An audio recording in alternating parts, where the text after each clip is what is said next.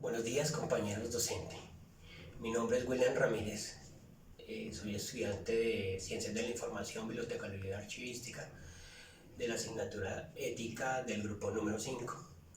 A continuación voy a exponer la teoría filosófica de la relatividad moral. Bueno, antes de explicar, de entrar en detalle de qué es la relatividad moral, para describirla o describirla mucho mejor, voy a desglosarla por los dos conceptos. Voy a explicar lo que es relatividad y lo que es la moral. Bueno, la relatividad es la teoría o disciplina filosófica que tiene un solo fin en decir que no hay una verdad absoluta, ¿sí? Y que todo lo que se genera con base a esta se da gracias a las culturas, a las costumbres y creencias religiosas. Por eso, y lo vuelvo a decir, no tiene y no busca ver una verdad absoluta. Por otro lado, la moral es el conjunto de valores, costumbres y creencias morales de las cuales nos define una sociedad o define un individuo en lo que está bien o está mal. Asimismo, entonces, esta relatividad moral lo que nos dice es que la teoría o disciplina filosófica en la cual basa su teoría en que no hay una sola verdad absoluta y de que no, bajo este parámetro, bajo los parámetros que ellos manejan, que maneja esta teoría, no dice si las situaciones o los comportamientos sociales están siendo buenos o siendo malos, ¿sí? Como lo dije anteriormente, se basa en las costumbres. Las sociedades se basan en costumbres y en creencias, y con base a esas creencias, pues lo que ellos hagan o las acciones que ellos hagan están demarcadas dentro de un contexto de bien. Sin embargo,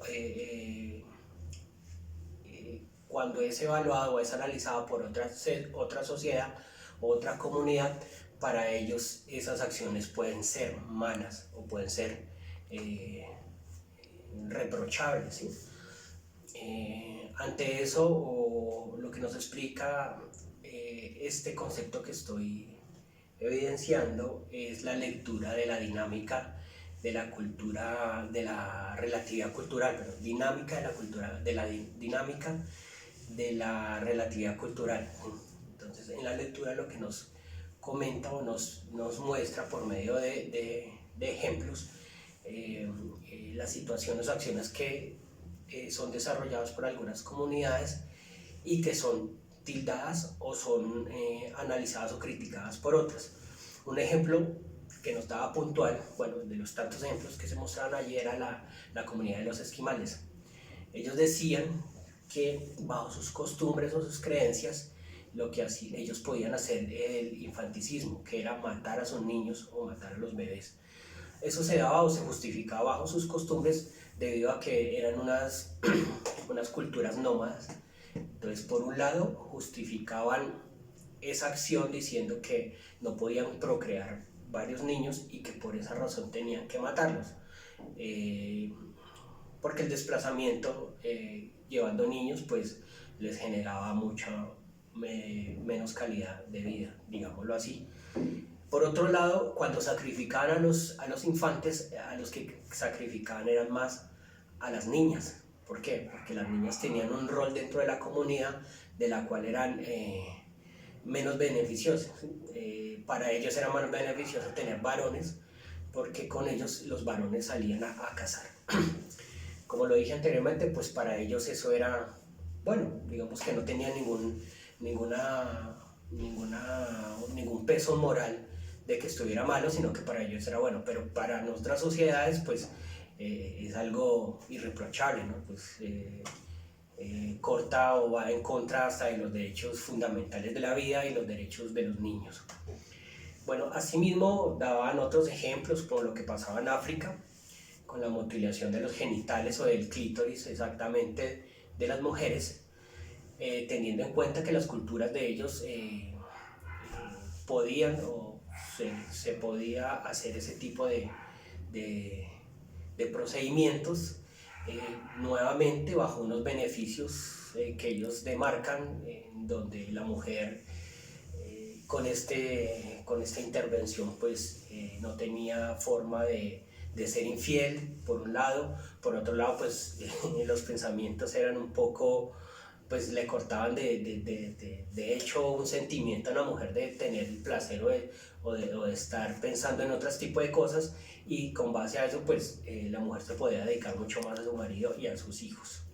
Como nuevamente, ante otras sociedades eso es totalmente reprochable.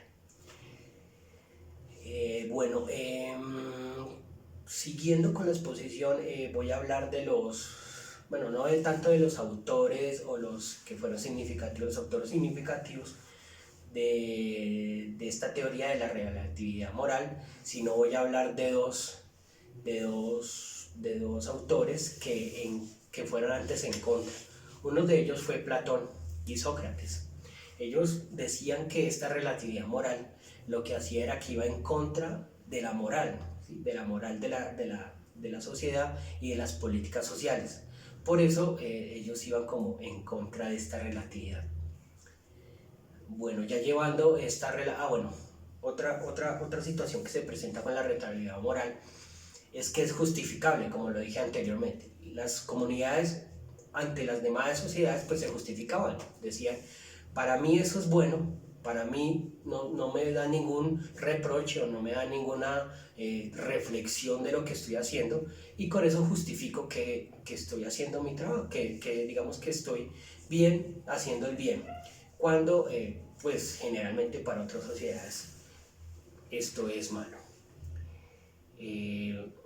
Siguiendo, bueno, ya llevando la relatividad un poco más aquí a la actualidad, se presenta, actualmente esa relatividad moral se presenta en casos o en situaciones como el homosexualismo o la adopción entre personas homosexuales, ¿sí?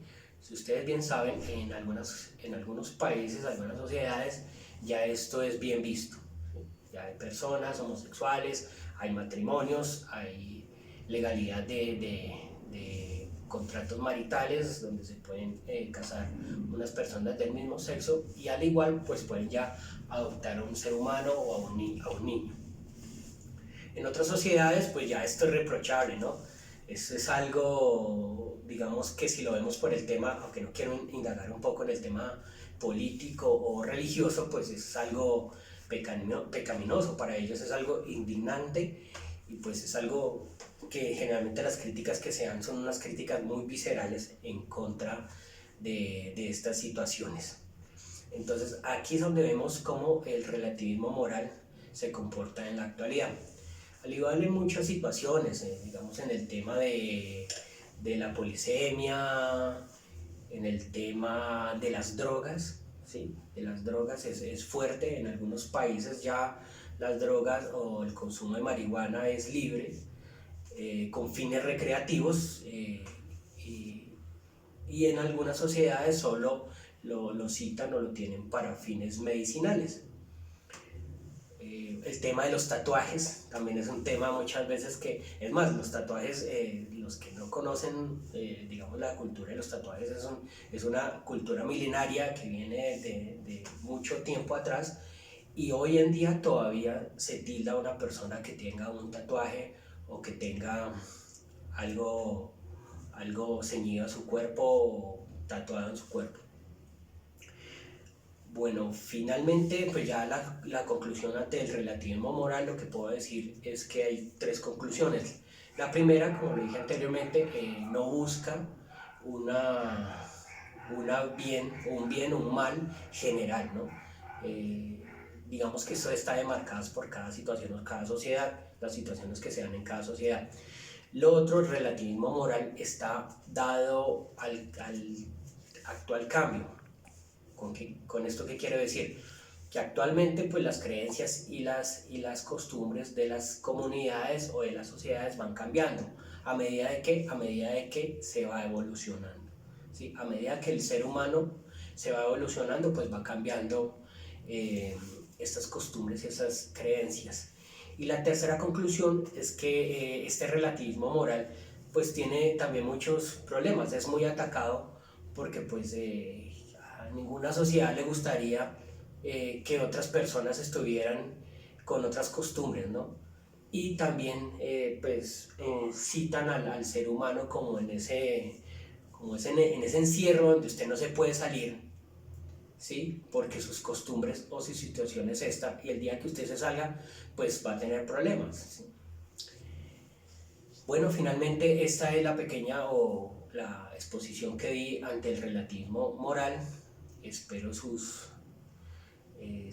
críticas constructivas y de igual forma espero la retroalimentación.